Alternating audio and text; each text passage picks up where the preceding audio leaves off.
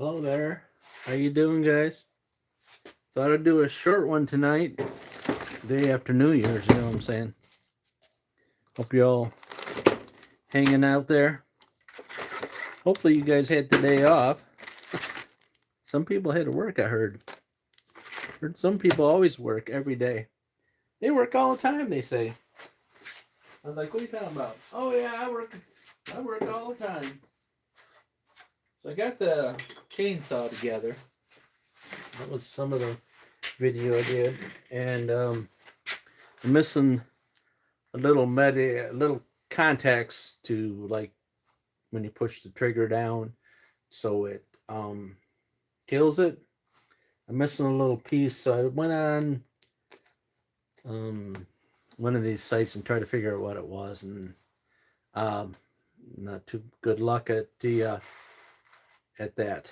So it looks like to me there's a little hole down in there, and I can show you what it looks like, but you might not be able to make it out. But I did do a clip on video on it, video clip on it. So looks pretty good. I mean, it's pretty good. So anyways, I got just one wire left. And right down in here, there's a little hole that this clip hooks to. That hooks to. That contacts this other one when you do that. And that kills her. That kills her. So she's all back together. And and I left the fuel hose out right here that runs to the carburetor because I need to get in there and put that little clip in. It sticks in there. This thing that sticks down in there and goes over that direction there. That's choke, and then there's a shut off like that. Bah! I think that's how it works. That sound good? But that was a challenge because, like I said, here's the setup on it, how it works. You know what I'm saying? You can see how the trigger goes up and down. So yeah. So I got to get a hold of Steel Steer tomorrow and see if what that little part is. Hopefully it's available, because if not, I got to try to make something. And it's like I said, it's going to have to slide down in there. It's going to have to have a little bump to it so I can make contact with the other, and then I have a little clip on the other thing to contact, so the wire coming from the coil when I put it down. You know what I'm saying? So how are we all doing? I'm still trying. I talked to another gentleman that works on older snowmobiles, not liquid cooled, and I told him about the scenario with this engine block that I got, and told him about. And he says, "Well, I work on old engines, air cooled. I don't work on anything that's liquid cooled." And he says, "I don't know what you can do." And I said, "Well, it's just causing me grief, and I'm not sure. As far as I know, that you're not supposed to have to put these. The center O-ring here is really thick, so it stays in where it's supposed to stay. These other O-rings that run around here are real thin. So this guy's been really quite cold in this garage, so it soaks up the coldness. But when I push the O-ring around to where it's supposed to go, it'll stay in there just a second, not enough time to slide the. See, it's already, like, as soon as I put it in there, all the way around, hold it down, get it around like that. Now it's down in the groove, and boop, it comes out over there. Same with this one, except for this one now is really flippy-ooey. As far as I know, you're not supposed to put any adhesive on these. Any adhesive to hold it stuck down in there. But And like I said, I don't have a manual. And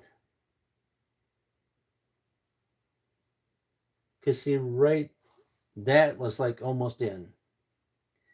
And the other guy's like, why don't you stretch them out a little bit, you know? I said, okay. Okay. So I just stretched it out for you guys. And it's in there on that side.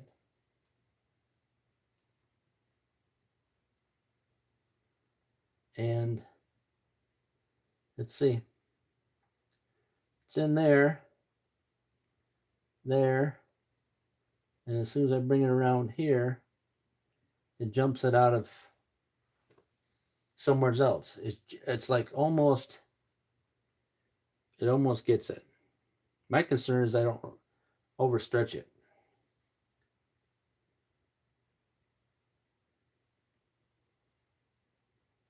Overstretch it. Maybe that's what I need to do. Nope. See, I still can't get it in there. It's like, oh my, it's gonna make it. No, it's not gonna make it. Right now, see, this one's perfect, and this one just jumped up out.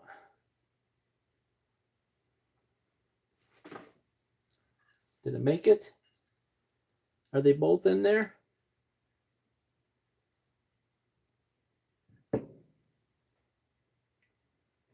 No, that one jumped out. That one's still in, and that one's out.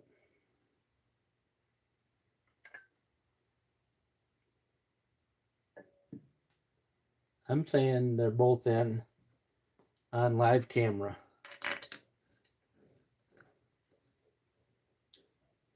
I guess I had to do it on a live camera, right?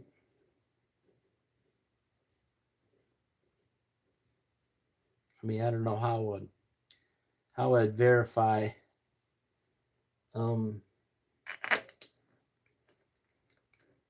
if it wasn't.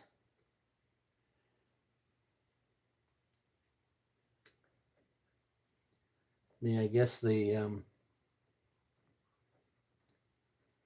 would have to put the water pump housing back on the back. And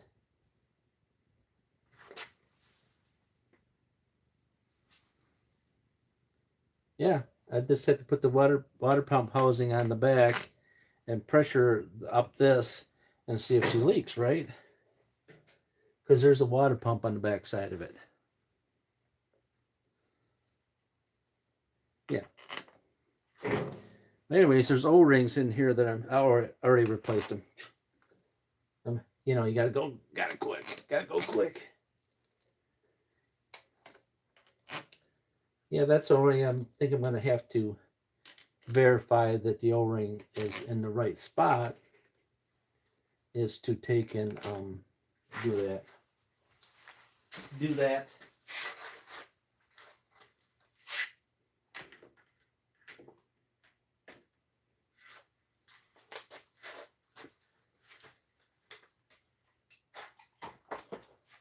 Because there is a housing on the back for a little water pump.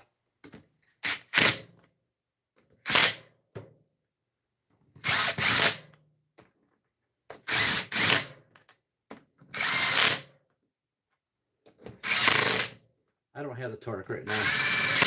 My concern is right now is, did I get it? All right.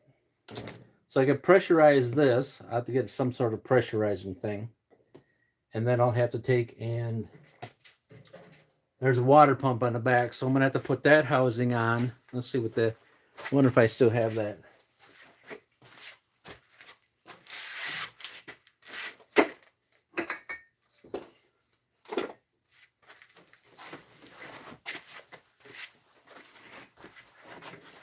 Here's the water pump housing. So I have to put that on the back. And then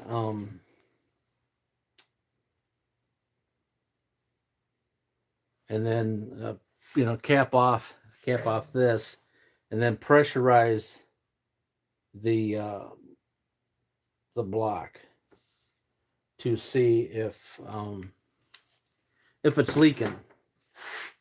If you know what I mean. If it's leaking out of there, before I go to the next step of bolting the rest of the stuff on it, because you know that'll be a whole lot of fun to you know, it won't be that bad. I mean, the worst I can do is put the block together and put it in there and put it back into the sled and then pull this head back off again. But here's the water pump. Let me show you down. There you go. Here's the water pump housing. So coolant's gonna run through there, through the head and around that pump. So this guy sits on like that.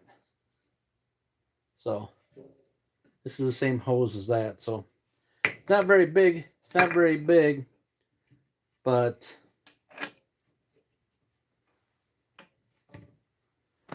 not a very big hose. And then put some sort of a pressure on the thing and see if it's leaking up here. Like I said, I haven't torqued this head yet at all. And that can be done if I can figure, if I know it, I can.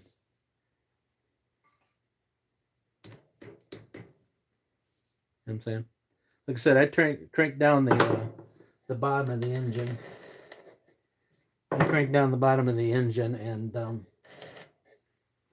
seal in the bottom.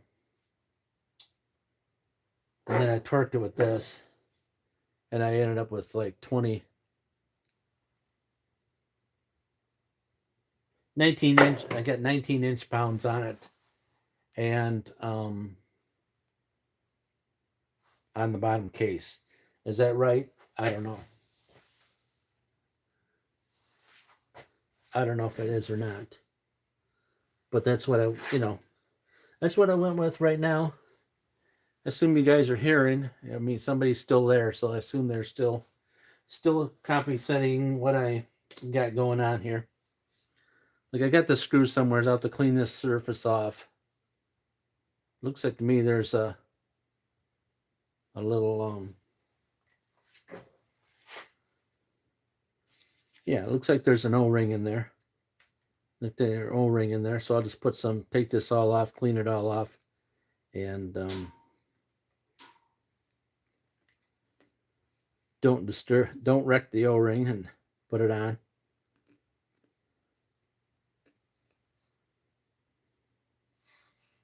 That's just a air bleed to get the air out of it.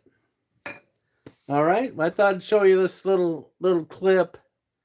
I'm gonna try to do little clips every night. All right, mainly after I get home. So, little clip of something I got going on. All right. Hopefully you guys can hear this. You can give me a thumb up or give me a thumb down, or you can push the button if you like. All right, we'll see you again.